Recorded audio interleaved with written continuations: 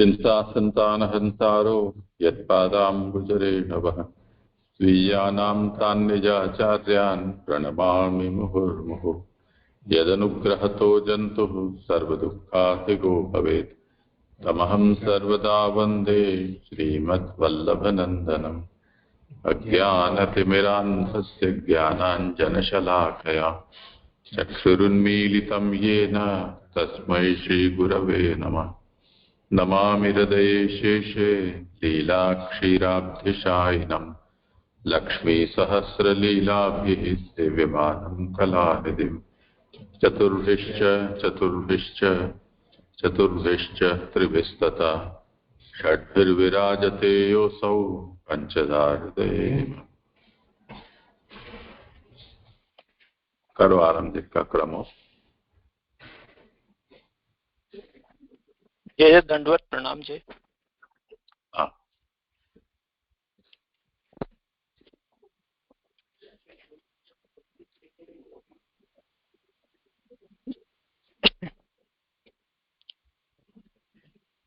जय यहीं से करूं, 6 से पूर्व से कुछ बोलूं ये शास्त्रार्थ।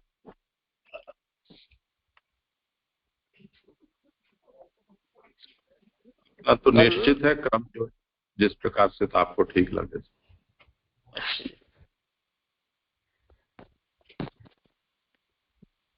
तो कल हमने देखा कि जो प्रजाद्रोह के कारण शोक से ग्रस्त युधिष्ठिर जब भगवान के समझाने पर भी ना समझे और उनको अधिक अधिक मोह हुआ, तो उसमें हमने देखा श्री सुबोधनी जी में कि भगवान की इच्छा भी ऐसी थी कि ये भीष्म जी के मुख से ही इनको उपदेश हो, मतलब उनके द्वारा ही इनको समझाया जाए।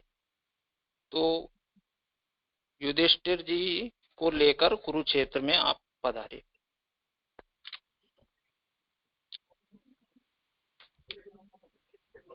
तो युधिष्ठिर कल देखा कि जो युधिष्ठिर जी जब कुरुक्षेत्र में गए तो बाण सैया पर वो भीष्म जी पड़े हुए थे। धर्मों को जानने की इच्छा से कुरुक्षेत्र में युधिष्ठिर जी जब गए तो अर्जुन आदि के साथ में, भाइयों के साथ में रथ पर चढ़कर जब जा रहे थे तो ऐसा शोभित हो रहे थे मानो जैसे यक्षों के साथ में कुबेर जैसे परिवेष्टित होकर जाते हैं।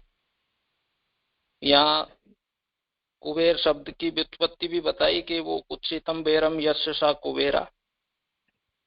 जो बेर का अर्थ है चच्चू, अर्थात ज्ञान चच्चू जिसके ठीक नहीं है। कुबेर के बाहर तो बहुत प्रकाश है, अर्थात भाई शोभा अधिक है, भीतर अंधे के समान है। वैसे युधिष्ठिर जी भी जो है भाई तो शोभा वाला है, भाई बंधुओं के साथ में वो रथ पर चढ़कर जा रहे हैं कुरुक्षेत्र पर, भीतर से शोकग्रस्त है। तो वो जब कुरुक्षेत्र पहुंचे तो पांडवों ने स्वर्ग से गिरे हुए देवता के समान पृथ्वी पर पड़े हुए भीष्म जी को देखकर अपने अनुगामियों और कृष्ण के सहित उन्हें प्रणाम किया।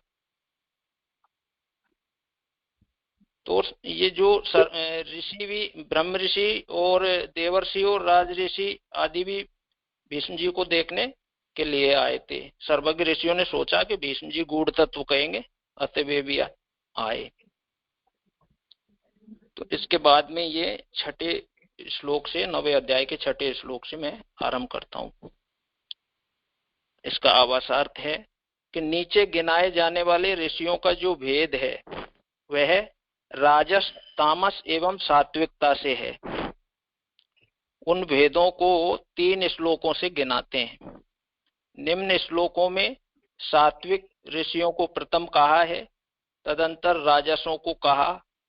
दोषों के नहीं रहने से राजाओं के समान माने गए, और तामसों का पश्चात निरूपण है। पर्वतो नारदो धौम्यो भगवान बादरायणः बृहदश्वो भरद्वाजः सशिष्यो रेणुका सुतः वशिष्ठ इंद्र प्रमदस्त्रितो गृहद समदो असितः कक्षिवान गौतमो अत्रिश्च कौशिको अध सुदर्शनः अन्ये च मुनियो ब्रह्मरातादयो अम्लाः शिष्य रूपेता आजगमुह कश्यपांगी रसादया। श्लोकार्थ है, पर्वत मुनि, नारद जी, महर्षि धौम्य, भगवान व्यास, बृहदश्व, भरद्वाज, शिष्यों के सहित परशुराम, वशिष्ठ, इंद्र, प्रमद, त्रित, ग्रतसमद, असित, कक्षिवान, गौतम, अत्रि, विश्वामित्र, सुदर्शन तथा और भी सुखदेव आदि शुद्ध चित्त महात्मा गण एवं शिष्यों के सहित कश्यप, बृहस्पति आदि मुनिगण वहां आए। श्री सुबोधनी जी है कि व्यास केवल देवर्षि नहीं है किंतु भगवान भी है, इसलिए व्यास के लिए भगवान यह विशेषण दिया है। इस श्लोक में रेणुका सुत का अर्थ है रेणुका के पुत्र परशुराम। परशुराम जी शिष्यों सहित आए। पर्वत, नारद, धौम्य, वेद व्यास, बृहदश्व, भरद्वाज, परशुराम ये 7 सात्विक देवर्षि हैं। वशिष्ठ, इंद्र, प्रमद, त्रित, ग्रतसमद, असित, कक्षिवान, गौतम, अत्रि, विश्वामित्र, सुदर्शन ये 10 राजस हैं और ब्रह्म ऋषि हैं। वास्तव में राजस ब्रह्म ऋषि 9 ही हैं, क्योंकि सुदर्शन के पहले या श्लोक में जो अत पद आया है तो वह भिन्न क्रम को बताता है। अर्थात इन 9 ऋषियों में सुदर्शन नहीं है। श्लोक में आए अन्य पद से राजर्षि लिए गए हैं और ऊपर गिनाए ब्रह्म ऋषियों के अलावा जितने भी ब्राह्मण आए उन्हें भी लिए गए, जिनका समावेश ब्रह्म ऋषि में किया गया है। श्लोक में आए हुए ब्रह्मरात पद का अर्थ सुखदेव जी हैं। उनमें तामस आदि दोष नहीं है क्योंकि वे अमल है अर्थात दोष रहित हैं। इनमें बाहर ही तामसत्व भाषित होता है, भीतर तो निर्गुण है। इनमें सुखदेव आदि श्रेष्ठ हैं, कश्यप आदि मध्यम है। श्लोकस्थ आंगिरस पद का अर्थ बृहस्पति है, अर्थात सुखदेव, कश्यप, बृहस्पति आदि भी वहां आए। 6 से 8 श्लोक तक हो गया। जी जैसे इसमें ये जो मेरे भी एक ये बाहर ही तामसत्व जो आए सुखदेव जी के विषय में कि दोष रहित है, पर इनमें बाहर ही तामसत्व भाषित होता है, तो वो कैसे समझे जैसे ये मेरा इसमें जिज्ञासा। प्रणाम विजय। ये पूर्व में हमने इनका सुखदेव जी का दिखा था कि इनकी यानी वेशभूषा कैसी थी, यानी वस्त्र न धारण करना, ये आदि जो आए थे दूसरे अध्याय में शायद आ रहा है। तो वो वेशभूषा ऐसी है कि वो उसमें बाहर से ऐसा लग रहा है कि वो तामस जैसे हैं, लेकिन यहाँ जैसे बताया कि वो तामस नहीं है, सिर्फ बाहरी यानी उनकी वेशभूषा से ऐसा भाषित होता है कि वे तामस जैसे हैं।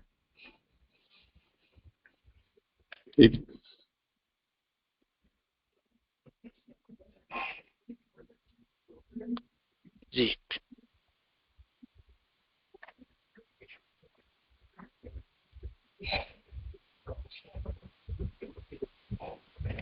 आगे करो आगे। ये 9वें श्लोक का आवासार्थ है। यहाँ उत्तमाधिकारक धर्म का निर्णय करना है, इसलिए सात्विक, राजस, तामस बताए। अर्थात सबका ज्ञान समान नहीं है, किंतु ज्ञान में तारतम्य है, क्योंकि कई सात्विक हैं, कई राजस एवं कई तामस हैं। इस प्रकार पांडव और ऋषि लोग ये तीनों आए। ऋषियों के लिए भीष्म जी ने जो कुछ किया उसे कहते हैं तान समेतान महाभाग उपलब्य वसुत्तमः पूज्यामास धर्मज्ञो देश काल विभागविद। श्लोकार्थ है, धर्मज्ञ देश काल के विभाग को जानने वाले वसु श्रेष्ठ, यानी वसु देवताओं में श्रेष्ठ महाभाग भीष्म ने उन आए हुए मुनीश्वरों और राजाओं को देखकर मन वाणी से यथा योग्य सत्कार किया। सुबोधनी जी हैं कि बड़ा है भाग जिसका, भाग का अर्थ है धर्म ज्ञान आदि समूह, अर्थात भीष्म जी धर्म ज्ञान आदि समूह युक्त थे। श्लोकस्त वसुत्तमाः का अर्थ है भीष्म, क्योंकि वे वसु देवताओं में उत्तम हैं। पृथ्वी पर वसु मुक्त किए जाते हैं, दूसरे अन्यत्र उनके घर में मुक्त किए जाते हैं। भीष्म जी पुष्टि भक्त नहीं थे, क्योंकि देश काल का विभाग जानते थे, अर्थात देश काल का अनुसरण करके जो कुछ करता है वह पुष्टि भक्त नहीं होता। पुष्टि भक्त देश काल की अपेक्षा नहीं रखता। वो पुष्टि भक्त तो एक भगवान की अपेक्षा रखता है, वो देश काल आदि के अधीन नहीं होता, भगवान के अधीन होता है, ऐसे समझ। भीष्म जी प्राकृत हैं, इसलिए ऋषियों में जो उत्तम नहीं है और प्रथम गिनाए गए हैं, उन पर्वत ऋषि का प्रथम पूजन किया। तो देश काल विभागवित की जगह देश काल विधानवित ऐसा पाठ यदि रखते तो भी पूर्वोक्त ही अर्थ है। मूल श्लोक में देश काल विभागवित आया, उसकी जगह यदि देश काल विधानवित होता तो भी पाठ यदि रखते उसमें तो भी ये पूर्वोक्त जो अर्थ है वही अर्थ होता। ये 9वां श्लोक हो गया जी।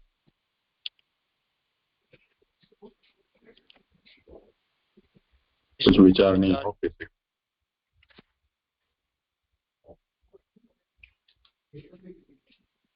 नहीं है किसी को प्रश्न, करें। जी 10वें श्लोक का आवासार्थ है, इस प्रकार मुनियों के धर्मोपयोगी होने से भीष्म जी ने उन ऋषियों का मन वाणी से पूजन किया और भगवान का भी उसी रूप में पूजन किया। ये कहते हैं, कृष्णम च तत्प्रभावज्ञ आसीनम जगदीश्वरम हृदयस्थम पूजया मास मायोपात विग्रहम। श्लोकार्थ है, और जगदीश्वर जो हृदय स्थित है तथा जिनने अपनी शक्ति से देह धारण किया है, ऐसे बैठे हुए श्री कृष्ण का उनके प्रभाव को जानकर भीष्म जी ने मन वाणी से पूजन किया।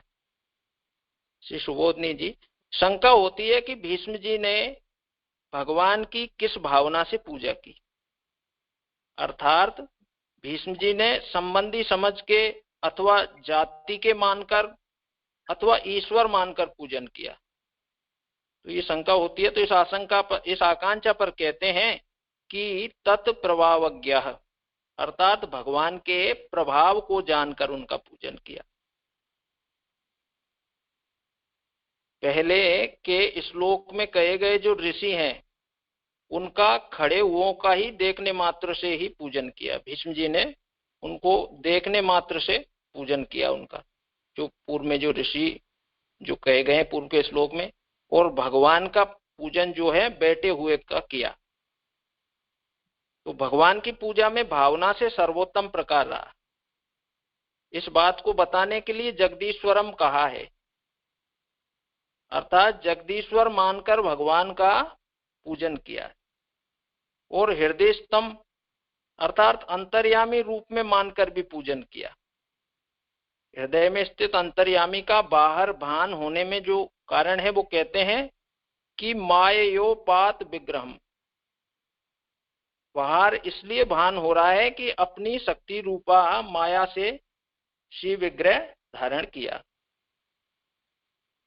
तो ये माया से जो धारण किया, नहीं तो भगवान तो सदा सर्वदा है, वो किसी काल में नहीं हो ऐसा भी नहीं होता।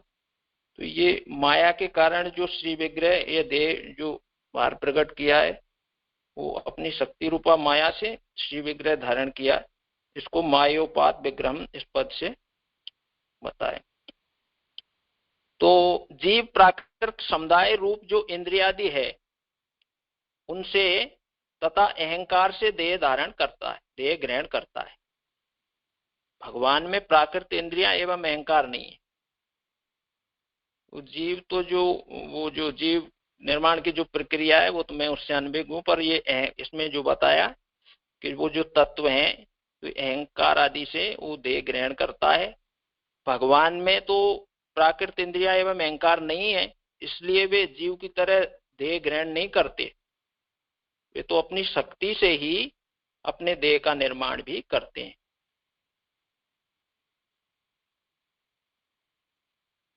तो उनका देह अलौकिक होता है। तो ये जो है लौकिक कह सकते हैं इसको। बीज संबंधी होने से माया कहीं भगवान को पुत्र रूप में, पितृ रूप आदि में अन्यथा भान कराती है। कोई कहते हैं कि माया ने बीज का ही ग्रहण कर लिया है। इस प्रकार लोकानुसार एवं भीष्म बुद्धि के अनुसार सूत जी ने ये भगवान का निरूपण किया। तो वास्तव में तो भगवान जैसे हैं उनका निरूपण वो कौरवेंद्रपुर की स्त्रियों के वाक्यों में होगा। भगवान कैसे, ये जो ऊपर बताया कि बीज संबंधी होने से माया कहीं तो पुत्र रूप में, पितृ रूप में अन्यथा भान करा देती है, और कहीं माया ही बीज का ही ग्रहण माया ने कर लिया। इस प्रकार ये लोक के अनुसार या भीष्म बुद्धि के अनुसार जो भी है वो सूत जी ने यहाँ भगवान का निरूपण किया है। वास्तविक निरूपण तो जो आगे कौरवेंद्रपुर की स्त्रियों के वाक्यों में आगे हो। ये जो 10वां श्लोक हो गया।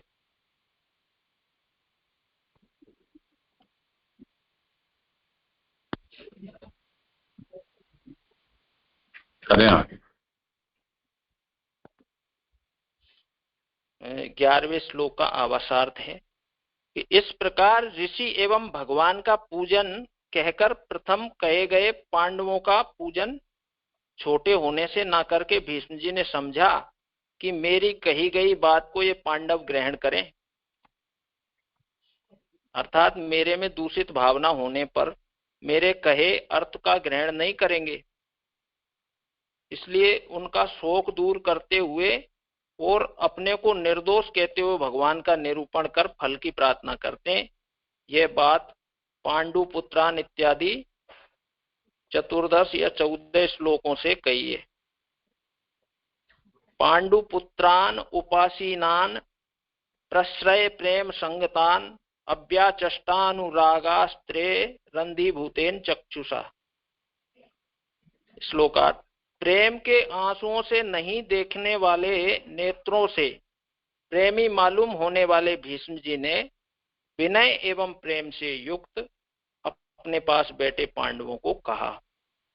श्री सुबोधनी जी है कि पांडव भीष्म जी के भतीजे के पुत्र हैं, इसलिए उनमें भीष्म जी का स्नेह है, अतः स्नेह से शिक्षा देने योग्य हैं। पास में बैठने से वे धर्म युक्त हैं, अर्थात उपदेश ग्रहण करने वाले को पास में बैठना चाहिए। इस धर्म को पांडव समझते हैं। तो उपदेश जो ग्रहण करे वो तो पास में बैठे तभी हो सके। ये बात को तो पांडव भली भांति समझते हैं, वो पास में बैठे और स्नेह से शिक्षा देने के योग्य हैं। उनमें भीष्म जी का स्नेह है, इसलिए वो पास में बैठे हैं। वे विनयी एवं प्रेम करने वाले, विनयी है, प्रेम करने वाले, इसलिए उन्हें ज्ञान का उपदेश किया जा सकता है। विनयी व्यक्ति ही उपदेश को ग्रहण कर सकता है। वो विनीत एवं प्रेमी को ही ज्ञान का उपदेश दिया जाता है। भगवान के दर्शन होने से पांडवों के प्रति होने वाला भीष्म जी का जो क्रूर भाव था वो नहीं रहा, और वे प्रेम भाव से बोले। ये बात अनुरागास्त्र पद से इसमें कही है श्लोक में कि अनुराग के आंसुओं से अंधीभूत नेत्रों से युक्त हैं, अर्थात आंखों में अनुराग के आंसू भर जाने से वे देख नहीं रहे, अंधीभूत हो गए मतलब। अथवा तो अनुराग के आंसू आने से भीष्म जी हमसे प्रेम करने वाले ये मालूम पड़ा है। भीष्म जी को अपना क्लेश तथा पांडवों का जो दुख वो याद आया।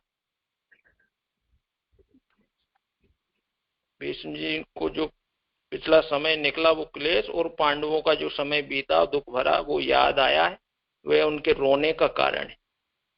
भीष्म जी विचार रहे हैं कि भगवान ने सबको व्यामोहित कर लिया, जिससे इनने भी क्लेश पाया और हमने भी क्लेश पाया। ऐसा भीष्म जी विचार कर रहे हैं। 11वां श्लोक संपन्न हो गया जी।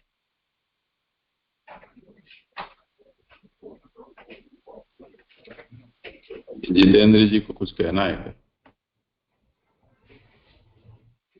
जैसे मेरा क्रम है इसलिए मैंने हाथ ऊपर। हाँ जी जैसे दंडवत प्रणाम, मेरा क्रम यहीं तक था, 11 तक।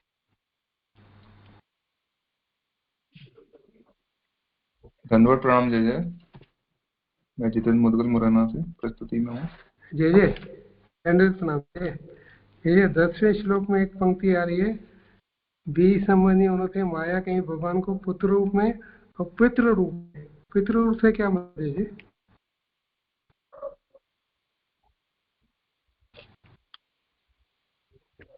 आप करो समाधान।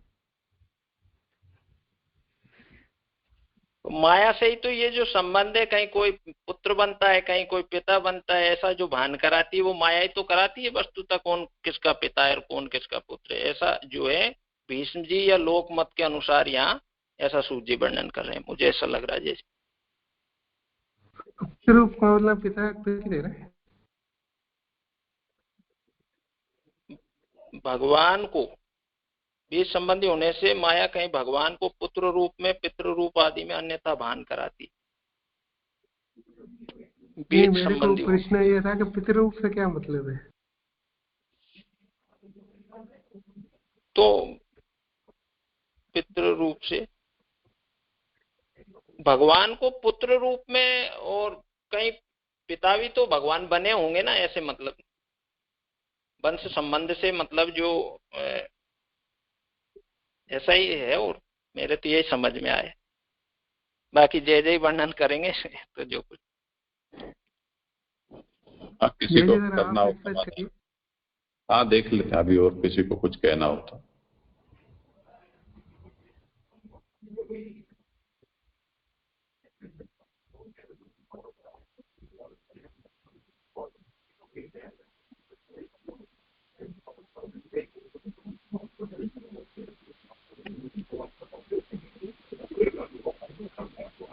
इसमें भगवान इसमें ये ऊपर आया कि जो प्राकृतिक देह तो भगवान का है नहीं, अप्राकृतिक है, वो ऐसे धारण करते हैं, कुछ जन्मादि वगैरह ऐसे तो नहीं। तो ये बीज रूप संबंधी, जो बीज संबंधी माया वो ऐसा भान कराती है पितृ पुत्र रूप में, वस्तुता तो उनका देह प्राकृतिक की नहीं तो है नहीं, ऐसा समझ में आ जाए।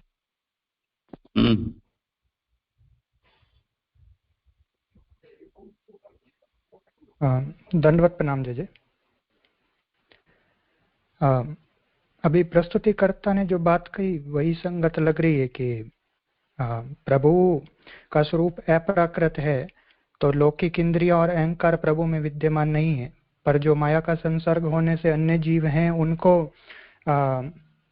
सामने प्रभु का स्वरूप इस प्रकार से दिखता है कि ये मेरे पुत्र हैं या ये मेरे पिता हैं। तो जो भी प्रश्नकर्ता ने पूछा कि पितृ रूप, तो वो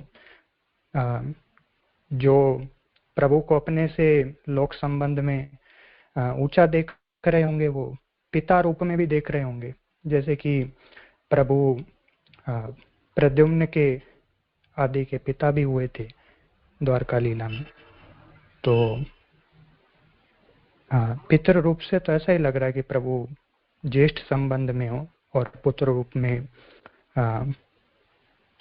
कनिष्ठ संबंध में हो लौकिक रीति से। अब एक तो ये है कि मूल में ये पितृ रूप में ऐसा कहीं शब्द नहीं है।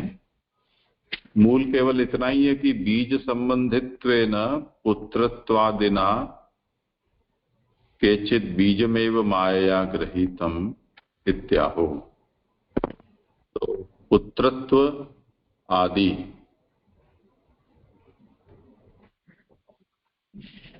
आपको पुत्र रूप में, उसके बाद आदि, तो अन्य भी जितने भी संबंध हो सकते हैं जिन जिन भी कारणों से,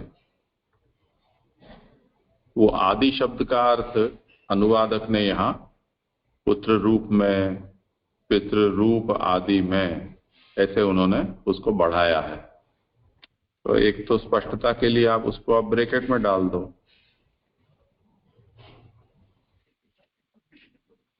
तो पुत्र रूप आदि में, ऐसा सीधा वाक्य बन जाएगा जो मूल का सीधा सीधा अनुवाद है। दूसरा ये है कि जैसे वसुदेव जी हैं, वो भगवान को पुत्र कहेंगे, मेरा पुत्र है ये, तो वो तो है ही, मैं कौन मना कर सकता है। तो उनको ये ऐसा क्यों प्रतीत होता है कि ये मेरे पुत्र हैं? तो संबंध नियामक है उसमें, तो वो बीज का संबंध है। पर भगवान तो जन्मते हैं, न भगवान किसी के पुत्र हो सकते हैं। तो वो जो भगवान का स्वरूप है, उसका यदि मूल स्वरूप का विचार करें तो ऐसी प्रतीति वो भगवान की योग माया के कारण होती है। ये प्रतीति मिथ्या नहीं है, ये माया का मतलब व्यामोहिका माया नहीं है, पर प्रभु लीला के लिए योग माया का आश्रय लेते हैं और उससे किसी के अंदर ऐसा पिता का संबंध स्थापित करते हैं, तो उसमें उसका तो कोई दोष नहीं है। तो भीष्म जो इस समय निरूपण कर रहे हैं वो लोक बुद्धि का अनुसरण करते हुए कर रहे हैं कि लोग कृष्ण को वसुदेव पुत्र कहते हैं, तो भीष्म सब जानते हुए भी ऐसा कर रहे हैं।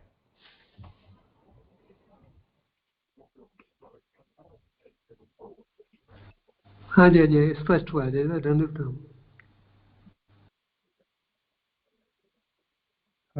जय एक प्रश्न और था 11वें श्लोक में। हाँ। जी, यहाँ पे 11वें श्लोक की सुबोधनी जी में 6ठी या 7वीं पंक्ति में बात आई कि भगवान के दर्शन होने से पांडवों के प्रति होने वाला भीष्म जी का क्रूर भाव नहीं रहा। तो जैसे क्रूर भाव कैसा है भीष्म जी का, ये थोड़ा स्पष्टता हो जाती तो।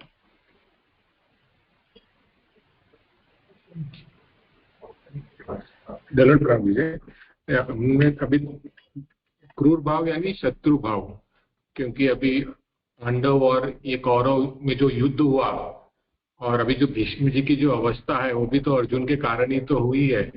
बाणशैया पे जो लेटे हैं, तो इनके कारण जो शत्रु भाव या जो क्रूर भाव है, ऐसा समझ में आ रहा है, वो प्रभु के दर्शन से उनका दूर हुआ। जी, तो ये अभी निवृत्त हुआ क्रूर भाव, इसको ऐसे समझना, क्योंकि ये प्रभु के दर्शन होने से जुड़ी हुई बात यहाँ पे आई है। इस श्लोक से तो ऐसे ही समझ में आ रहा है कि यानी प्रभु के दर्शन के बाद ही, जब वहां पे था प्रभु पधारे, अभी तक तो बाणशैया पे लेटे थे अपने, यानी और जैसे ही प्रभु पधारे तो फिर वो उनके यानी पांडवों के प्रति जो क्रूर भाव था वो दर्शन से उनके दूर हुए।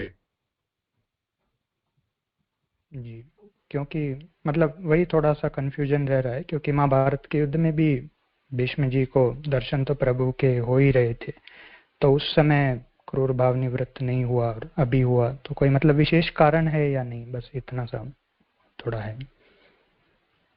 इसमें ये बात है कि भीष्म का वध कैसे हो सकता है, ये बड़ा जटिल प्रश्न था, क्योंकि उनको इच्छा मृत्यु का वरदान था, तो मार तो सकते नहीं है।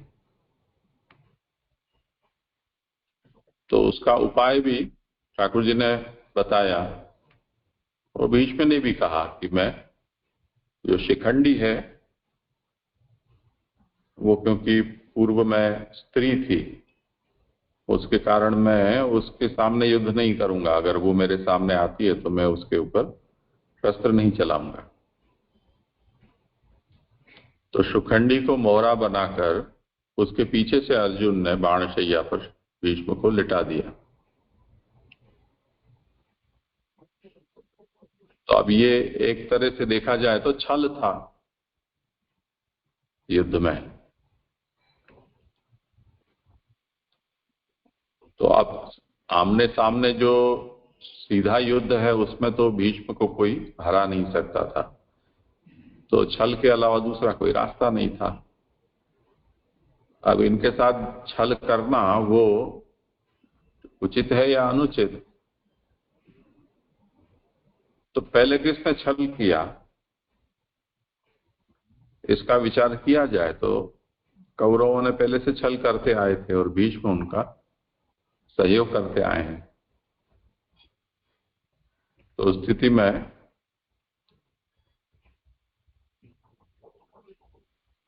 दुष्ट के साथ दुष्टता करो, साधु के साथ साधुता, इस नीति का यहाँ अनुसरण करते हुए सभी महाभारत के पूरे सभी प्रसंगों में जैसे को तैसा है ऐसा चलता रहा है। तो अब जिसको भी लाचार कर दिया है उसके अंदर शारीरिक लाचारी आई है, परंतु उसका जो अहंकार है वो तो लाचार नहीं हुआ है।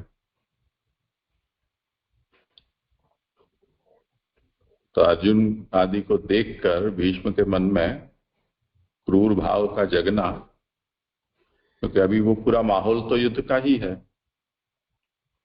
वो रणभूमि में ही पड़े हुए हैं, तो भीष्म के भीतर भी वो क्रूरता प्रकट हो, ये स्वाभाविक है।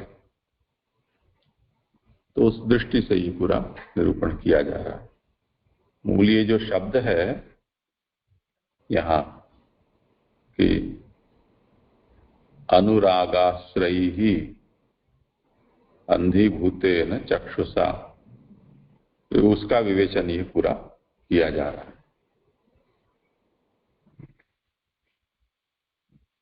जी जी जी, स्पष्ट हुआ। जी जी, धन्यवाद, प्रणाम।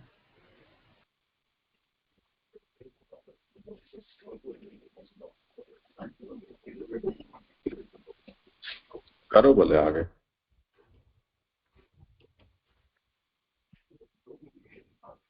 जी दंडवत जय जय। जितेंद्र मुदगल मुरैना से प्रस्तुति में आवासार पांडवों के क्लेश का 2 श्लोकों से भीष्म जी अनुवाद कर रहे हैं।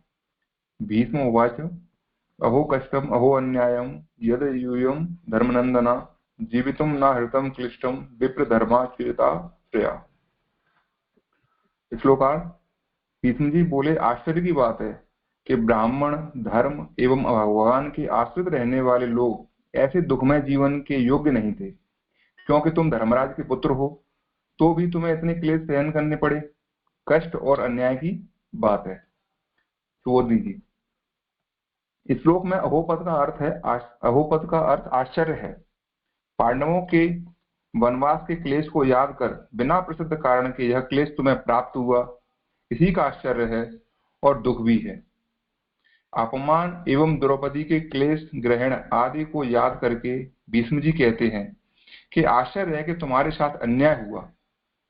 बीज स्वभाव एवं क्षेत्रों के धर्म अधर्म से मनुष्य कर्म मार्ग के द्वारा सुख दुख प्राप्त करता है। तो यहाँ पे भीष्म पितामह जी ये कारण के बारे में जानना चाह रहे हैं कि इनको पांडवों को ये दुख क्यों प्राप्त हुआ है, इतना दुख इनको कैसे प्राप्त हुआ, जबकि ये इस दुख के ये पात्र नहीं थे, क्योंकि ये भगवान के सानिध्य में रहने वाले लोग हैं और ब्राह्मण हैं, धर्म के मार्ग पर चलने वाले हैं, फिर भी इनको ऐसा दुख क्यों प्राप्त हुआ है, इसके बारे में वो चिंतन कर रहे हैं भीष्म जी और कह रहे हैं कि आश्चर्य है कि तुम्हारे साथ इतना अन्याय हुआ। बीज स्वभाव एवं क्षेत्रों के धर्म अधर्म से मनुष्य कर्म मार्ग के द्वारा सुख दुख प्राप्त करता है। तो वो कह रहे हैं कि किसी को भी सुख या दुख प्राप्त होने के लिए 2 कारण होते हैं, या तो बीज स्वभाव होता है या क्षेत्रों के धर्म अधर्म से मनुष्य कर्म मार्ग के द्वारा सुख दुख प्राप्त करता है। यानी कि या तो किसी भी जीवात्मा के बीज में ही मतलब कुछ हो, जैसे कि कोई जीवात्मा सात्विक प्रवृत्ति की रहती है, कोई जीवात्मा राजसी रहती है, कोई तामसी रहती है, तो उसके वो बीज में ही रहता है, तो वो उसके अनुसार उस योनि में प्रवेश करता है और वहां पर सुख दुख प्राप्त करता है। इसी प्रकार क्षेत्रों के भी धर्म अधर्म से, क्षेत्रों यानी कि शरीर के द्वारा हमारे जो मन बुद्धि इंद्रिया इत्यादि के द्वारा जितने भी कर्म किए जाते हैं, तो उनके द्वारा हमको जो योनि जो भी हमारे द्वारा कर्म किए गए, चाहे वो सात्विक हो या राजसी हो या तामसी हो, उनके आधार पर हमें हमारी योनियां डिसाइड होती हैं और उसके अनुसार हमको सुख या दुख प्राप्त होता है, अन्यथा तो नहीं होता। तो तुम्हें क्लेश से जो शरीर दुख हुआ और अन्याय से मानस दुख हुआ, वह 20 स्वभाव तथा क्षेत्रों के कर्म से तो नहीं हुआ है। तो यहाँ पे भीष्म पितामह जी कह रहे हैं कि आप लोगों को इन दोनों में से कोई भी ऐसा स्टेटमेंट फॉलो नहीं हो रहा है कि आपको इनमें से किसी के द्वारा भी दुख प्राप्त हुआ हो। ना तो आपका 20 स्वभाव से ही हुआ है, ना ही आपको क्षेत्र के द्वारा प्राप्त हुआ है, ऐसा यहाँ। एक क्षण, जरा आगे फिर गड़बड़ी बढ़ती जाएगी, इसलिए मैं स्पष्ट कर रहा हूं। यहाँ बीज, उसके बाद कौमा, स्वभाव और क्षेत्र, ये 3 चीजें हैं, उनको गिनाया जा रहा है। बीज का मतलब पिता, स्वभाव यानी व्यक्ति का खुद का स्वभाव, और क्षेत्र का मतलब माता। अब उस दृष्टि से आगे आप इस पूरे श्लोक को देखें।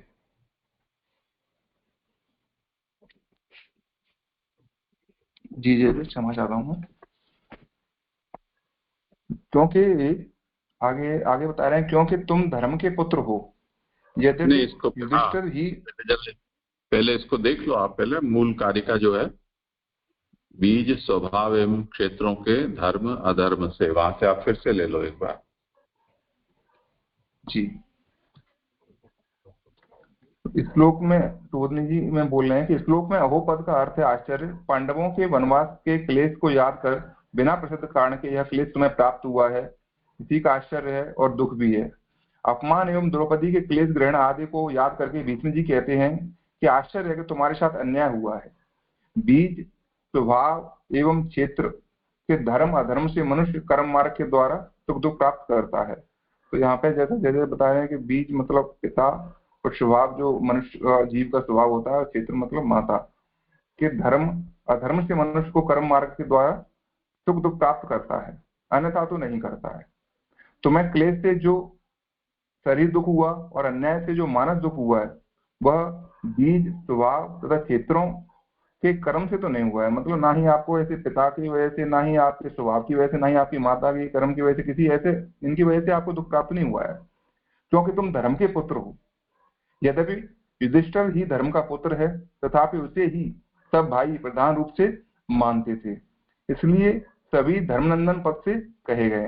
तो यहाँ पे जैसा कि सभी जानते हैं कि युधिष्ठिर धर्मराज के पुत्र थे, तो यहाँ पर सभी उनके भाई जो है उनको वो धर्मनंदन पद से कहे। धर्मराज ही युधिष्ठिर का नाम, युधिष्ठिर ही धर्म के पुत्र थे और सभी भाई प्रधान रूप से मानते थे उनको, और उनका नाम धर्मनंदन पद है था। धर्मनंदन के नाम से उनको जानते थे, उनका पद था ये, धर्म पिता है उनके। इसलिए बीजगत दोष ना होने से तुम्हें बीज के कारण दुख होना युक्त नहीं है। इसलिए आपको बीजगत दोष तो नहीं है, क्योंकि आपके पिता ही धर्मराज हैं, तो फिर आपके द्वारा धर्म तो हो ही नहीं सकता है। और तुम में स्वाभाविक दोष भी नहीं है। स्वाभाविक आपका स्वभाव बहुत ही शांत एवं सरल एवं सात्विक है, तो आपका मतलब स्वाभाविक दोष भी आप में कुछ ऐसा नहीं है। स्वाभाविक दोष होता तो वह तुम्हारे दुख का कारण बनता। अगर ऐसा कुछ स्वभाव में अगर आपके में कुछ दिक्कत, कोई मतलब ऐसा तामसी प्रवृत्ति होती या कुछ भी रहती, तो उसमें दुख का कारण बन सकती थी, लेकिन आपका ऐसा स्वभाव नहीं है। ऐसा भीष्म जी कह रहे हैं। जो स्वभाव दुष्ट होते हैं वे 3 प्रकार के धर्म का पालन नहीं करते हैं। तो वो बता रहे हैं यहाँ पे कि जो स्वभाव से दुष्ट प्रकृति के जो लोग होते हैं वो 3 प्रकार के धर्म का पालन नहीं करते हैं। पहला तो नीति के अविरुद्ध, दूसरा भाव शुद्ध, और तीसरा ईश्वर संबंधी।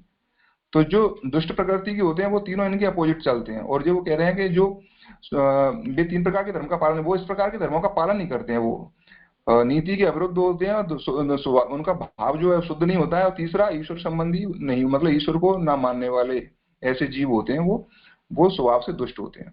तो तुम ब्राह्मणों के आश्रित हो, इसलिए सब नीति का ज्ञान होने से तुम में नीति के अविरुद्ध धर्म है। तो बता रहे हैं कि यहाँ पे तुम तो ब्राह्मणों के आश्रित हो, मतलब आप ब्राह्मणों को मानने वाले, पूजन करने वाले हो, सब नीति का ज्ञान है आपको, तुम में नीति के अविरुद्ध धर्म है, आप में नीति के अविरुद्ध सभी धर्म हैं। तुमने धर्म का आश्रय लिया है और आपने धर्म का आश्रय भी लिया है, इसलिए धर्म अपने आश्रित को शुद्ध रखता है, और जो जीव धर्म के आश्रय में रहता है तो स्वाभाविकतः धर्म उसको शुद्ध रखता है। अतः आप स्वभाव शुद्ध भी हैं, इसलिए आपका स्वभाव है जो वो शुद्ध है। आप लोग भगवान के आश्रय में हैं। आप लोग चूंकि श्री कृष्ण भगवान के आश्रय में हमेशा रहने वाले हैं, उनके ही दिशा निर्देशन में कार्य करने वाले हैं। तो आप लोग भगवान के आश्रय में भी हैं, इसलिए आप लोगों को ईश्वर संबंधी धर्म की स्फूर्ति है, आपको ईश्वर संबंधी धर्म का भी ज्ञान है। यहाँ पे ये भीष्म पितामह जी कह रहे हैं, इनमें से एक का भी आश्रय लेने वाला क्लेश नहीं पाता है। तो भीष्म पितामह जी कह रहे हैं कि यहाँ पे ये तीन जो मैंने बताए हैं ऊपर, उनमें से किसी एक का भी अगर कोई आश्रय ले ले तो भी उनको कोई दुख प्राप्त नहीं होता है। तो तुम तो तीनों धर्मों का पालन करने वाले हो, तुम्हें ये दुख कैसे प्राप्त हुआ है? इसका यहाँ पे क्योंकि तीन धर्मों की एकत्र सत्ता है, बता रहे हैं कि यहाँ पे ये तीनों धर्मों की एकत्र सत्ता है। यह व्यवस्था धर्म मार्ग में है, ऐसा धर्म मार्ग में व्यवस्था बनाया गया है कि अगर कोई भी अगर इन तीनों में से किसी एक का भी पालन कर रहा है तो उसको कोई दुख प्राप्त नहीं होगा। काल मार्ग से तथा भगवान मार्ग से तुम्हें क्लेश मिला, यह भिन्न रूप से भीष्म जी कहेंगे। तो यहाँ पे अनुमान लगा रहे हैं कि काल मार्ग से तुम्हें मतलब दुख प्राप्त हुआ है, यह भगवान मार्ग से तुम्हें क्लेश मिला है, यह भिन्न रूप से भीष्म जी कहेंगे। तो जय जय यहाँ पे जी 12वां श्लोक संपन्न हुआ। अगर किसी को कोई प्रश्न हो तो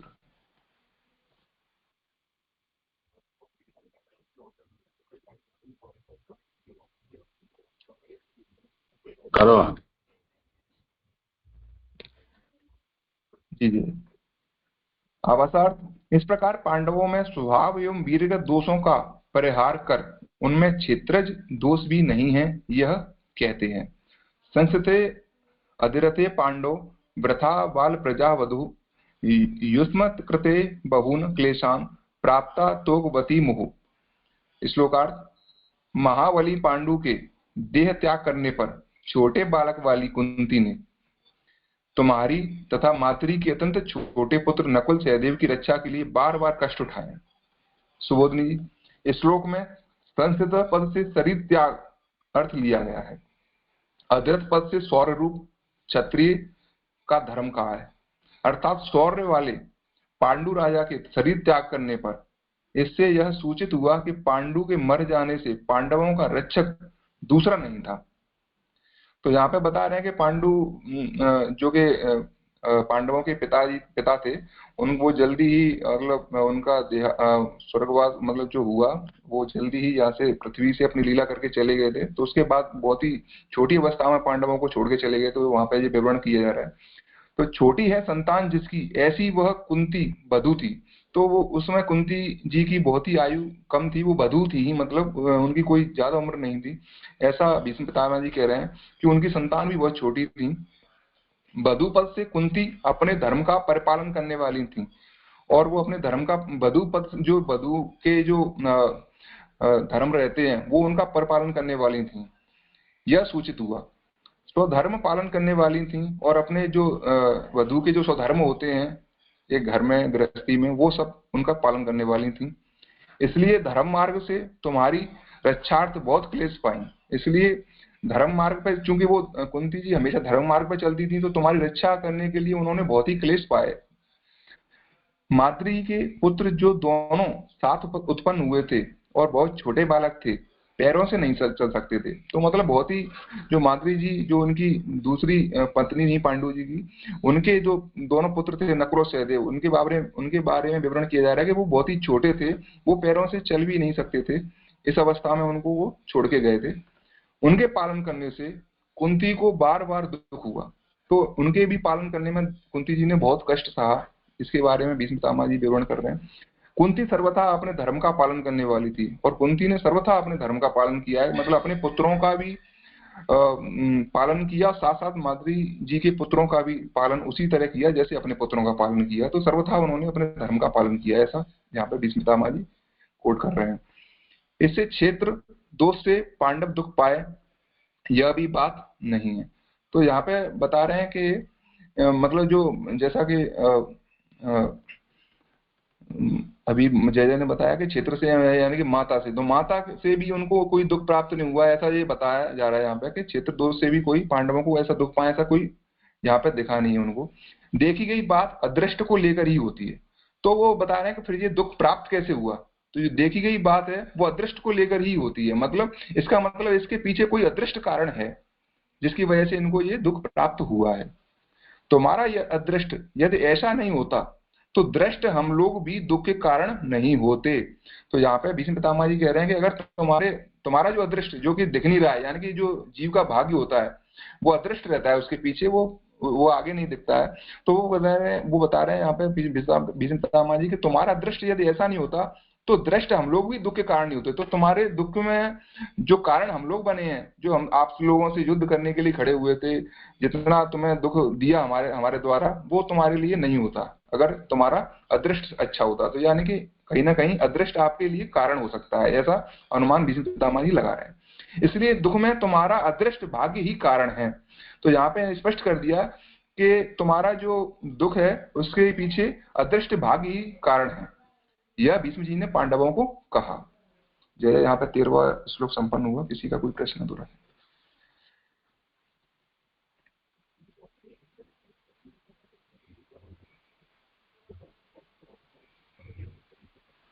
स्पष्ट है कारण बोले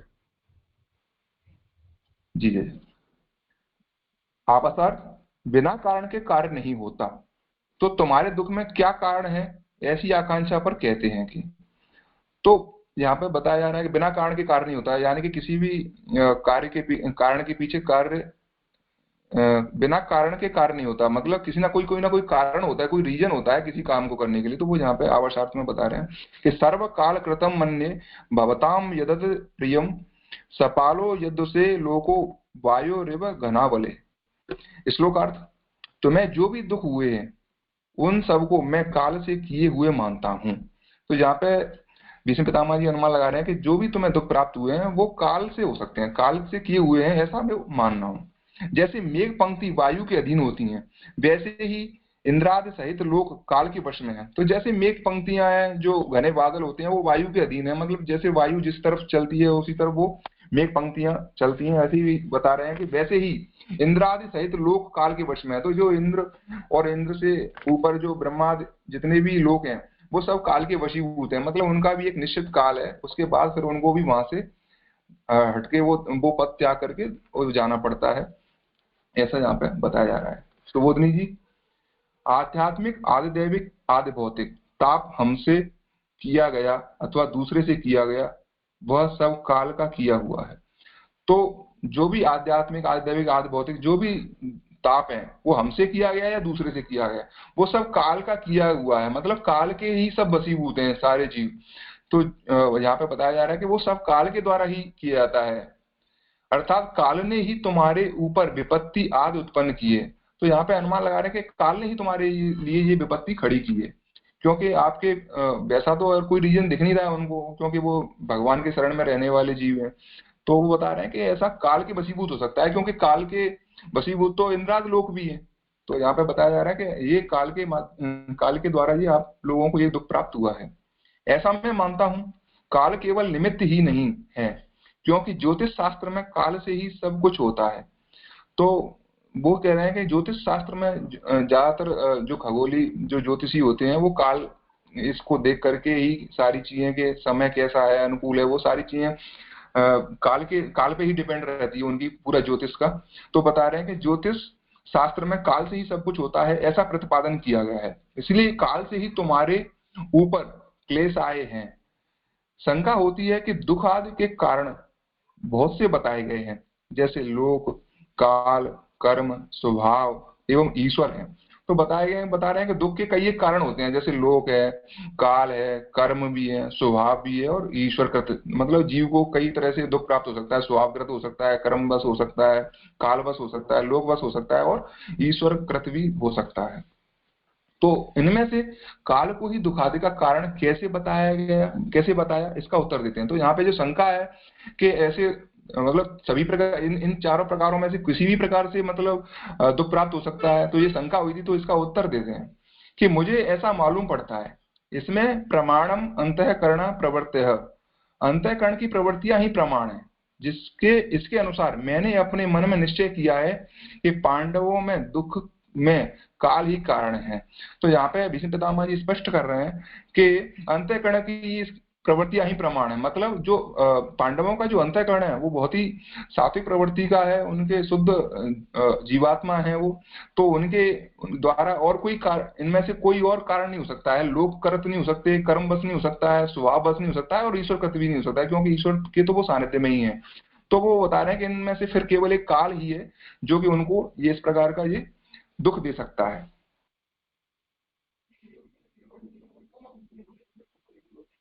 ये जो अंतःकरण जो है वो तो भीष्म अपने बारे में कह रहे हैं। ये जो मन ने कहा ना, मैं मानता हूं कि जो कुछ भी है वो काल के द्वारा किया हुआ है, ऐसा मैं मानता हूं। तो भीष्म जो ये मान रहे हैं उसमें प्रमाण क्या? कि काल कर्म स्वभाव ईश्वर आदि से भी सुख दुख होते ही हैं। इसमें आपने काल के ऊपर ही ठीकरा क्यों फोड़ा है? तो भीष्म कहता है कि मैं कहता हूं ना, मुझे ऐसा लगता है, ये मेरी अंतःकरण ही मेरा इसमें प्रमाण है, ऐसा तात्पर्य। जी जी, अंतःकरण यहाँ पे भीष्म पितामह जी का अंतःकरण में मतलब उनको ऐसा लग रहा है कि मेरा अंतःकरण इस बात का प्रमाण है कि केवल ये दुख है ना जो वो काल के ही द्वारा इनको दिया गया है। इसके अनुसार मैंने अपने मन में निश्चय किया कि पांडवों में दुख में काल ही कारण है। ऐसा मानने पर ज्योतिष शास्त्र से अनुकूलता हो जाती है। तो यहाँ पे ज्योतिष शास्त्र भी फॉलो हो जाएगा कि काल के द्वारा ही उनको ये दुख प्राप्त हुआ है। अहो कष्टम, इस पूर्व में आए हुए श्लोक में धर्मनंदना विप्र धर्माच्युताश्रया ये दो पद बताए हैं कि युधिष्ठिर के धर्मपुत्र होने से वह धार्मिक ही कार्य कर सकता है, अधार्मिक नहीं। तो यहाँ पे स्पष्ट है कि युधिष्ठिर चूंकि धर्मराज के पुत्र थे तो वो तो धार्मिक ही कार्य कर सकते हैं, अधार्मिक तो वो कर ही नहीं सकते थे। तो कर्म के कारण तो तुम्हें दुख हुआ नहीं है, यह मैं नहीं मान सकता। तो कर्म के कारण तुम्हें दुख हुआ है, यह मैं नहीं मान सकता। तो ऐसा यहाँ पे भीष्म पितामह जी कह रहे हैं कि तो कर्म के कारण तुम्हें ये दुख प्राप्त नहीं हुआ क्योंकि तुम तो धर्मराज के ही पुत्र हो। धर्माश्रय होने से लोग भी तुम्हारे दुख के कारण नहीं हो सकते और धर्म के आश्रय में रहने से लोग भी तुम्हारे दुख में कारण नहीं हो सकते, ऐसा भीष्म पितामह जी मान रहे हैं। माया से मुक्त ज्ञानी भी क्लेश पाते हैं, इसलिए स्वभाव के भीतर आई हुई माया आदि भी तुम्हारे दुख के कारण नहीं हो सकते। तो वो कह रहे हैं कि जैसे माया से जो मुक्त होते हैं, जो ज्ञानी जीव होते हैं, वो भी क्लेश पाते हैं, इसलिए स्वभाव के भीतर आई हुई माया आदि भी तुम्हारे दुख के कारण नहीं हो सकते। तो यहाँ पे जय मुझे दोनों ये विरोधाभासी पद दिख रहे हैं मुझे। मैंने यहाँ पढ़ा था तो मुझे यहाँ शंका हुई थी कि माया से मुक्त ज्ञानी भी क्लेश पाते हैं। तो माया से मुक्त ज्ञानी क्लेश पा सकते हैं, लेकिन यहाँ पे ये बता रहे हैं कि इसलिए स्वभाव के भीतर आई हुई माया आदि भी तुम्हारे दुख के कारण नहीं हो सकते। मतलब ये इसमें एक प्रश्न को मन में रखकर इसका उत्तर दिया जा रहा है कि ज्ञानी नोपि क्लेशात, ऐसा देखा जाता है कि ज्ञानी लोग हैं उनको भी क्लेश होता है। जैसे महाप्रभु कृष्णाश्रय में इसका वर्णन करते हैं।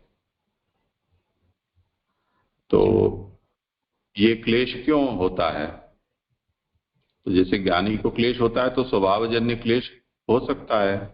यहाँ विषय क्या चल रहा है कि लोक, काल, कर्म, स्वभाव और ईश्वर, इन सब के कारण भी मनुष्यों को क्लेश हुआ करता है। तो इसमें काल को ही आप क्यों हेतु मान रहे हो? तो एक एक का यहाँ निराकरण कर रहे हैं। तो निराकरण करते हुए लोक और कर्म का निराकरण कर दिया। उसके बाद अब रहा स्वभाव का। तो ज्ञानिनो भी क्लेशात स्वभावांत पाति न मायादि हेतु। तो कोई ये कहे कि भाई ज्ञानी जो है उसको क्लेश होते हैं, तो वो क्या स्वभाववश हो सकते हैं? तो उसको बताते हैं कि स्वभावांत पाति न मायादि हेतु हो। उसमें जो ज्ञानी को क्लेश होता है वो स्वभाव के कारण हुआ करता है, उसमें माया को हेतु नहीं मानना चाहिए।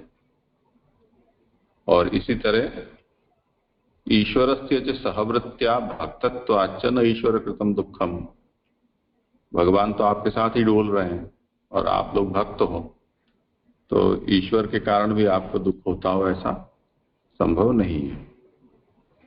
तो न तो काल के लोक के कारण है, न कर्म या स्वभाव के कारण है, न ईश्वर के कारण है। तो अंत में फिर ऐसा लगता है, हाँ, यहाँ पे स्पष्ट हो गया है कि स्वभाव के द्वारा भी इनको ये दुख प्राप्त नहीं हुआ है। ईश्वर तुम्हारे साथ थे और तुम भक्त थे, इसलिए ईश्वर कृत दुख भी तुम्हें नहीं हो सकता है। तो यहाँ पे स्पष्ट हो गया है कि ईश्वर तो उनके साथ ही है, तो ईश्वर कृत दुख तो नहीं हो सकता है उनको। अतः शेष रहा काल ही तुम्हें दुख देने वाला रहा, यह मैं मानता हूँ। तो फिर यहाँ पे उनको ये आभास हो रहा है भीष्म पितामह जी को कि केवल एक काल ही बचा है जिसके द्वारा तुम्हें ये दुख प्राप्त हुआ है।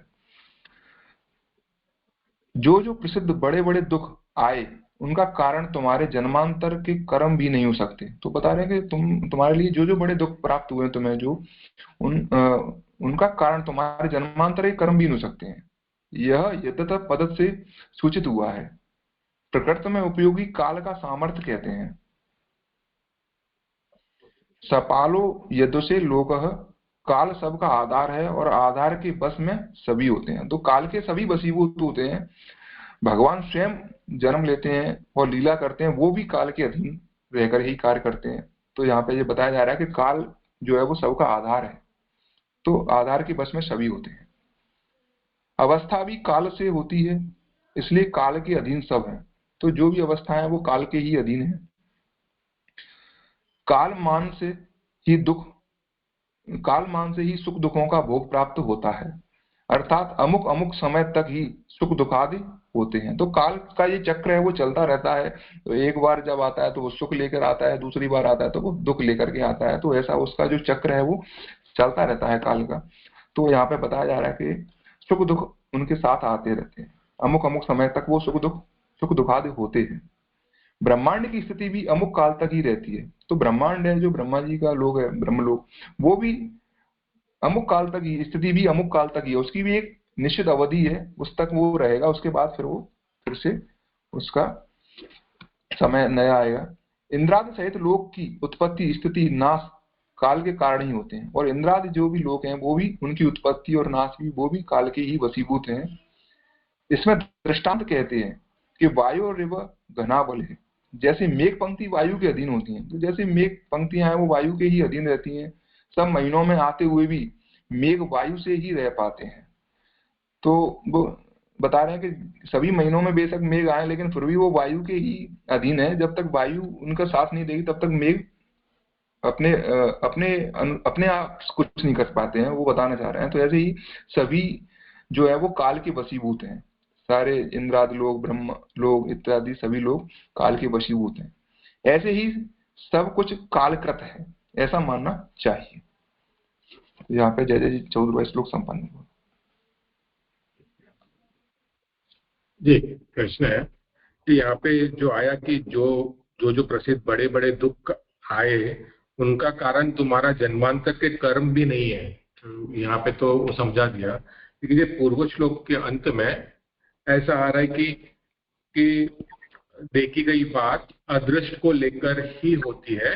तुम्हारा अदृष्ट यदि ऐसा नहीं होता, दृष्ट हम लोग भी दुख के कारण नहीं होते, इसलिए दुख में तुम्हारा अदृष्ट भाग्य ही कारण है, ऐसा भीष्म जी ने पांडव को कहा। तो पीछे तो ऐसा कहा कि आपके अदृष्ट वही समझते कि जो प्रारब्ध है, जो जन्मांतर के हमारे पाप पुण्य होते हैं उसे। तो पिछले श्लोक में ऐसा आया और यहाँ पे फिर कह रहे हैं कि तो उसे कैसे संगत करेंगे,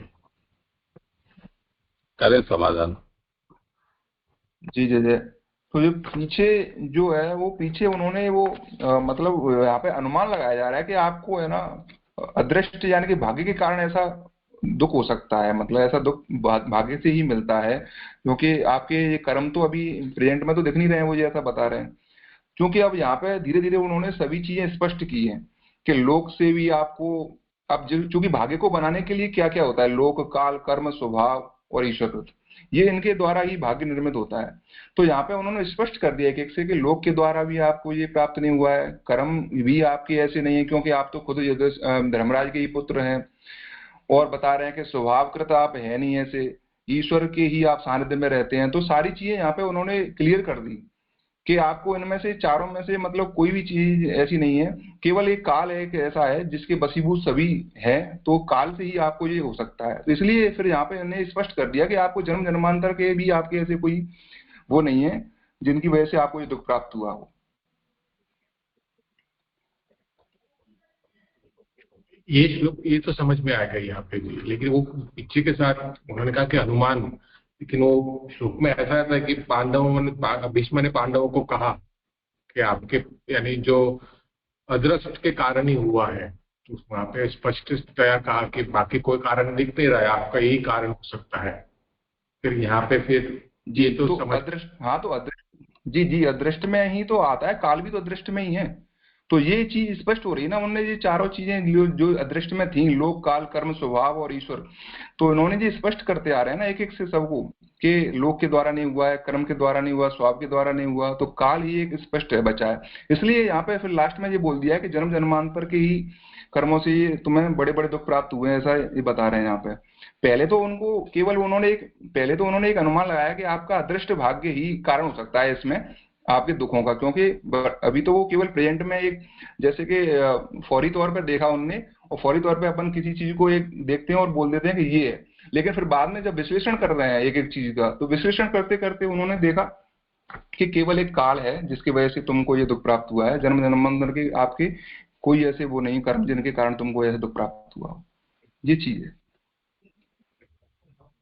बात ये है इसमें कि जिन जिन भी कारणों से दुख आ सकता है उनको भीष्म एक के बाद एक गिना रहे हैं और उनको कैंसिल करते जा रहे हैं। ऐसा करने का कारण ये है कि किसी तरह से भीष्म अपने आप को निर्दोष बताना चाह रहे हैं। अब जो अन्याय हुआ है और दुख हुआ है वो तो जग जाहिर है। ऐसा होने पर महायुद्ध भी हुआ, सबका संहार हुआ, भगवान ने पांडवों का पक्ष लिया तो वो पक्ष में ही धर्म है और उनकी विजय हुई, इससे ये सिद्ध भी हो गया। तो अब एक तरह की जो भी पांडवों के सामने जो भी हुआ वो भीष्म के ही बलबूते पर हुआ। भीष्म यदि नहीं होते तो कुछ भी इतनी हिम्मत थोड़ी पड़ती थी इनकी। तो अब भीष्म को अंदर से अपराध बोध है पर वो कबूल करना नहीं चाह रहे हैं। तो शुरू में उन्होंने अब इस विषय पर बड़ा आश्चर्य प्रकट कर दिया, कैसा कैसे हो सकता है तुम्हारे जैसे जो ब्रह्मण्य है, धर्मनिष्ठ हैं, भगवद आश्रित हैं, उनको इतने बड़े बड़े कष्ट आए। वहां उन्होंने बीज, स्वभाव और क्षेत्र का निराकरण कर दिया और उसी का यहाँ पर आगे विस्तार भी समझा दिया कि ये पांडु और ये सब महाधर्मज्ञ थे, ये सब थे, वो थे, तो उसका दुख हुआ।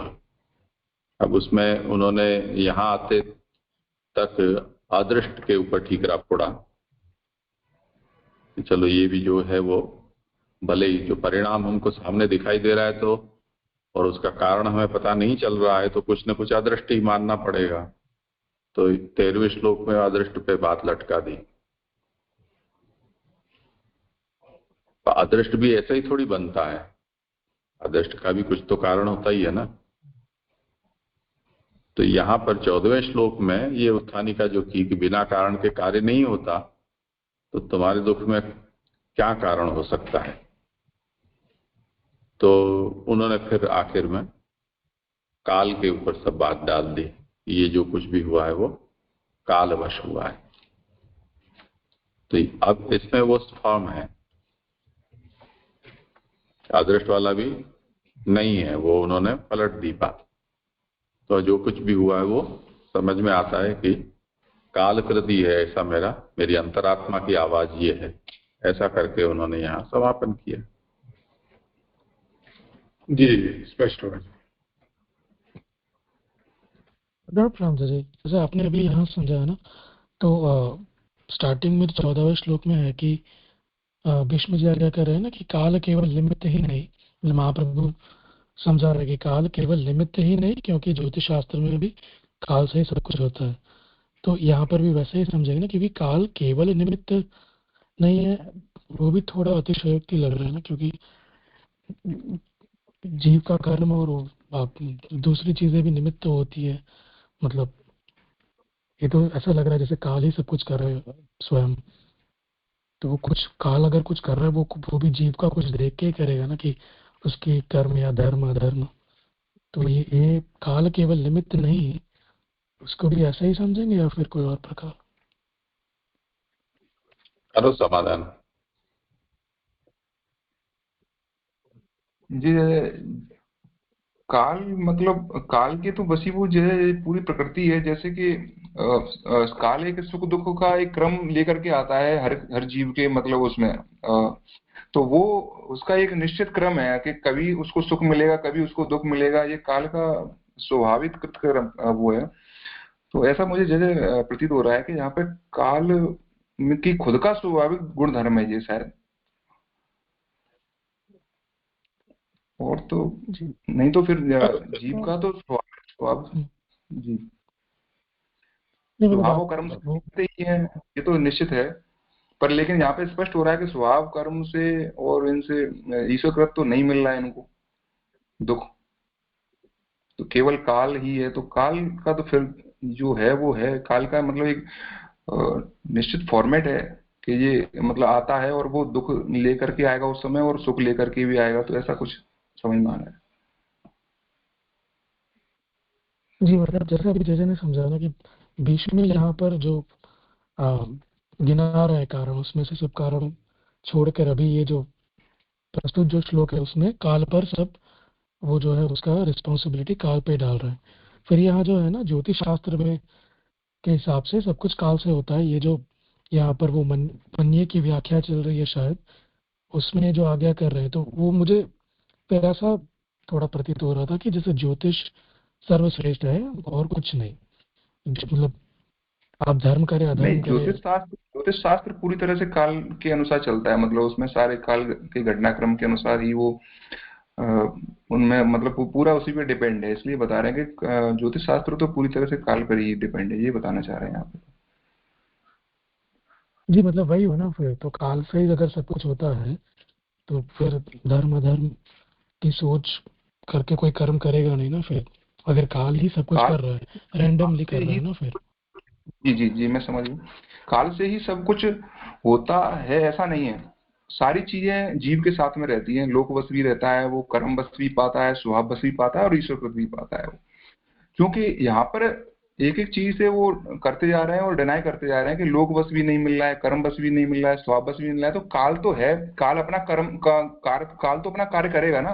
जैसे कि काल एक निर्धारित समय पर इंद्र आदि लोक को भी हटा देता है, इंद्र को भी हटना पड़ता है अपने पद से। ब्रह्मा आदि लोग भी काल के वशीभूत हैं, उनको भी अपना पद हटता है। और दूसरा एक निश्चित अवधि है हर एक लोक की भी। तो ऐसे ही बता रहे हैं कि ऐसा इनके साथ भी हुआ हुआ फिर कि इनको भी काल बस ये मिला हुआ ये दुख, क्योंकि कर्म स्वभाव तो जी नहीं सर। है उनमें।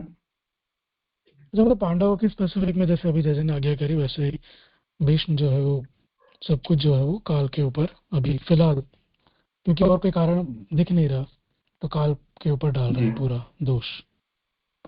तो ये बस जो ये जी निमित्त नहीं है वो थोड़ा अतिशयोक्ति लग रहा था कि क्या, पर ठीक है चलो, जैसे ऐसे ही समझो ना फिर। अरे ये कोई शास्त्र का मत थोड़ी है, भीष्म का मत है, और वो भी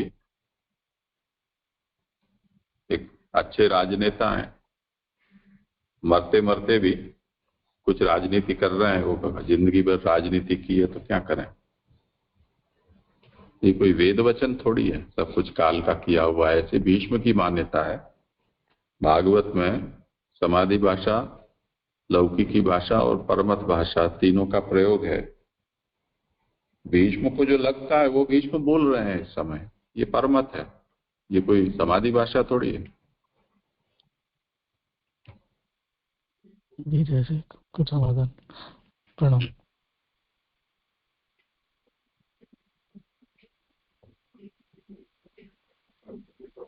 ये आगे लूं।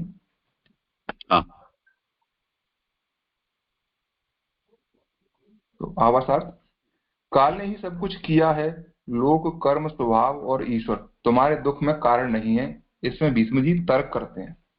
यत्र धर्म स्तुतो राजा गदापाण ब्रकोदर कृष्णो अस्त्री गांडिव चापम सुहृत कृष्णम स्थितो विपद। श्लोकार्थ, जहां धर्मराज का पुत्र युधिष्ठिर राजा हो, गदा धारण किए हुए भीमसेन हो, अस्त्रों को जानने वाला गांडीव धनुषधारी अर्जुन हो और हित चाहने वाले भगवान स्वयं श्री कृष्ण हो, वहां भी विपत्ति रहे तो यह कालकृत ही मानता हूं। तो यहाँ पे भीष्म पितामह जी कह रहे हैं कि धर्मराज युधिष्ठिर, जो कि धर्मराज का पुत्र युधिष्ठिर राजा हो जहाँ पर, और गदा धारण किए हुए भीमसेन हो, अस्त्रों की जानकारी रखने वाले धनुधारी अर्जुन हो और भगवान स्वयं उनके साथ हो, तो ऐसा तो फिर उनको विपत्ति रहे, ऐसा होता नहीं है। मैं यहाँ पे कालकृत ही ऐसा मानता हूँ। सुबोधनी जी, देखी गई सब सामग्री पांडवों को दुख ना होने का कारण है, अर्थात पांडवों के पास ऐसी सामग्री थी जिससे उन्हें कभी दुख नहीं हो सकता था। तो जो सामग्री का तात्पर्य उन्होंने जो अभी बताया कि धर्मराज का पुत्र युधिष्ठिर हो और गदा धारण किए हुए स्वयं भीमसेन हो और अर्जुन जैसा धनुधारी हो, भगवान श्री कृष्ण स्वयं साथ में, तो वो ये कह रहे हैं इतनी सारी सामग्री उनके पास थी, उसके बाद उनको कभी दुख नहीं हो सकता था, क्योंकि युधिष्ठिर धर्म का ही पुत्र है, इसलिए अपने पुत्र का पालन धर्म करता है और वह धर्मपुत्र युधिष्ठिर राजा है। राजा होने से स्वयं धर्म से पालित हुआ अन्य की रक्षा करता है। तो बता रहे हैं कि वो स्वयं ही धर्म का पालन कर, युधिष्ठिर धर्म का पुत्र है और अपने पुत्र का पालन धर्म करता है। तो जो धर्म है वो अपने पुत्र का पालन जरूर करेगा, क्योंकि वो उनके पुत्र हैं और वह धर्मपुत्र युधिष्ठिर राजा है, वो स्वयं खुद राजा है और राजा होने से स्वयं धर्म से पालित हुआ अन्य की रक्षा करता है। तो जो खुद वो तो अन्य की रक्षा करने वाले हैं, तो उनकी मतलब उनको क्या कष्ट हो सकता था, वो ये कहना चाह रहे हैं। भीमसेन ब्रकोदर है। ब्रकोद का अर्थ यह है कि 10 प्रकार के प्राण जिसके उदर में हो, वह 10 प्रकार का प्राण जो व्रक शब्द से कहा गया है, वह बल की अधिष्ठात्री देवता है। भीमसेन के गदा हाथ में है, अतः वह गदा रूप साधन सहित है। तो यहाँ पे भीमसेन के बारे में विवरण किया गया है कि भीमसेन खुद, उनका जो नाम दूसरा नाम ब्रकोदर था, तो वो उनका मतलब यहाँ पे ये भी स्पष्ट कर दिया है कि व्रक का मतलब होता है 10, जिसके अंदर जिसके उदर वह 10 प्रकार का प्राण जो व्रक शब्द से कहा गया है, वह बल की अधिष्ठात्री देवता है। तो वो यहाँ पे बल की अधिष्ठात्री देवता है, मतलब ये बल के ही देव है वो। भीमसेन के गदा हाथ में और उनके हाथ में स्वयं गदा रहती है, अतः वह गदा रूप साधन सहित है और उनमें साधन रूप गदा भी हाथ में है। श्लोक में पहले के कृष्ण पद से यहाँ अर्जुन लिया गया है। अर्जुन को कृष्ण पद से बोधित कर बताया है कि भगवान के समान धर्म उसमें भी है। तो यहाँ पे जो कृष्ण शब्द आया है वो अर्जुन के लिए लिया गया है यहाँ पे, और बताया गया है कि अर्जुन को कृष्ण पद से बोधित कर बताया है कि भगवान के समान धर्म उसमें भी है, मतलब जो धर्म भगवान में है वो धर्म अर्जुन के अंदर भी है। वह अर्जुन अस्त्र वाला है, अर्थात गांडीव धनुष से ब्रह्मास्त्र आदि चलाने में समर्थ है। तो जैसे भगवान पे अस्त्र रहते हैं, ऐसे ही यहाँ पे अर्जुन पे भी अस्त्र हैं, बता रहे हैं। गांडीव धनुष से ब्रह्मास्त्र आदि चलाने में वो समर्थ है। धनुष का नाम गांडीव है, इसलिए यह अक्षय है, मतलब उसका कभी क्षय नहीं हो सकता, ऐसा उन पे धनुष भी है। यह अन्य धनुष नाश योग्य हैं और जो भी धनुष हैं वो नाश योग्य होते हैं, लेकिन गांडीव है जो वो अक्षय है। पांडवों के हित के चाहने वाले भगवान हैं और पांडवों को का हित जो चाहते हैं वो भगवान स्वयं उनके साथ हैं। ऐसी स्थिति में पांडवों को दुख होना ही नहीं चाहिए, परंतु दुख हुआ तो विचार करने पर श्लोक में जिनका उल्लेख है वे ही दुख के कारण बने हैं। यदि पांडु राजा ने अपने पुत्र को युवराज बनाकर राज्य त्याग कर दिया होता तो दुख की शंका नहीं रहती। तो यहाँ पे आपको बता रहे हैं कि अगर पांडु राजा अपने पुत्र को ही युवराज बना देते और राज त्याग कर दिया होता उस समय, तो दुख की शंका नहीं रहती। फिर ये लड़ाई झगड़ा ये इतना बड़ा युद्ध ही नहीं होता। तो बताया जा रहा है यहाँ पे, राज्य में भीमसेन यदि महाबली ना होता तो दुर्योधन को ईर्षा न होने से पांडवों को दुख न होता, और राज्य में भीमसेन के बराबर कोई महाबली नहीं था तो दुर्योधन चूंकि उनसे ईर्षा रखता था। तो बता रहे हैं कि अगर ये इतने महाबली नहीं होते तो भी फिर दुर्योधन को ईर्षा नहीं होती, तो भी ये दुख नहीं होता पांडवों को, फिर वो दुख नहीं देता। अर्जुन यदि राधा वेद आदि कार्य न करता तो दुर्योधन को अर्जुन के स्वर से मात्सर्य नहीं होता। तो यहाँ पे जय जय राधा वेद का तात्पर्य यहाँ पे मछली को उसने किया था ना, मत्स्य वेद, राधा यानी मछली। तो अर्जुन यदि राधा भेद आदि कार्य न करता तो दुर्योधन को अर्जुन के शौर से मात्सर्य नहीं होता। तो मतलब यहाँ पे जो अर्जुन ने जो मछली का वेदन करके और जो द्रौपदी जी से स्वयंवर को, द्रौपदी जी को जो वहां पे जीता था वहां पे उनसे, तो वो ये कह रहे हैं कि अगर ऐसा कार्य करता तो भी मतलब दुर्योधन को उनसे कोई ईर्ष्या नहीं होती और वह पांडवों को दुख नहीं देता। अग्नि यदि गांडीव धनुष आदि साधन न देता तो इंद्र के साथ कलह न होने से देवताओं के साथ द्रोह नहीं होता। और वो कह रहे हैं कि अग्नि यदि गांडीव धनुष आदि उनको साधन नहीं देता तो इंद्र के साथ कलह न होने से देवताओं के साथ द्रोह नहीं होता। देवताओं के साथ द्रोह कर लिया उनने, क्योंकि देवताओं ने इनका साथ दिया, उनको गांडीव धनुष दिया अग्निदेव ने। भगवान सहायता न करते तो पांडवों को दीन समझकर दुख देने वालों को दया रहती। भगवान सहायता न करते तो पांडवों को दीन समझकर दुख देने वालों को दया रहती और वे दुख न देते। तो वो ये कह रहे हैं कि भगवान सहायता कर रहे थे इसलिए उनको भारी मान रहे थे, और भगवान साथ नहीं देते तो वो उनको दीन समझते कि ये तो हमारे लड़ाई के लायक ही नहीं है, युद्ध के लायक ही नहीं है, तो वो उन पे रहम खा के और दुख नहीं देते, उनको मतलब छोड़ देते। इसलिए जो सुख के साधन रूप श्लोक में बताए गए भीमसेन आदि से दुख हुआ वह सब कालकृत ही था, अर्थात जिनसे सुख मिलना चाहिए उनसे ही दुख हुआ। मतलब ये बता रहे हैं कि जिनसे, जो भाई भीमसेन जैसे भाई इतने बलशाली, जिनसे उनको सुख मिलना चाहिए था वो ही दुख के कारण बन गए। तो ये सब काल की वशीभूत ही हुई है, इसलिए वो ऐसा अनुमान लगा रहा है कि ये सब काल की वजह से ही है। नहीं तो उनसे तो उनको, उनकी वजह से जो ईर्षा हो रही है उनकी वजह से उनको सुख प्राप्त होना चाहिए था, लेकिन वो इतने बलशाली थे कि वो खुद ही उनके दुख का कारण बन रहे हैं ईर्षा की वजह से। ऐसा यहाँ पे बता रहे हैं कि वो केवल काल के द्वारा ही हो सकता है। जय जय यहाँ पे 15वां श्लोक संपन्न होगा।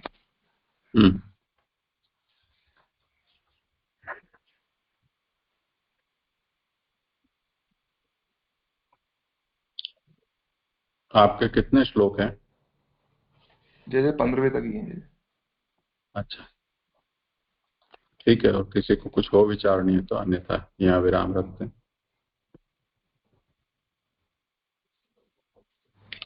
जैसे ऐसा ही प्रतीत हो रहा है ना, भीष्म अपने को दोषी नहीं मान रहा है, इसलिए काल कर रहा है, ऐसे जैसे आपने बताया। हाँ, यानी अपने को स्पष्ट करा है कि मैंने नहीं युद्ध किया है, ये काल नहीं कराया है।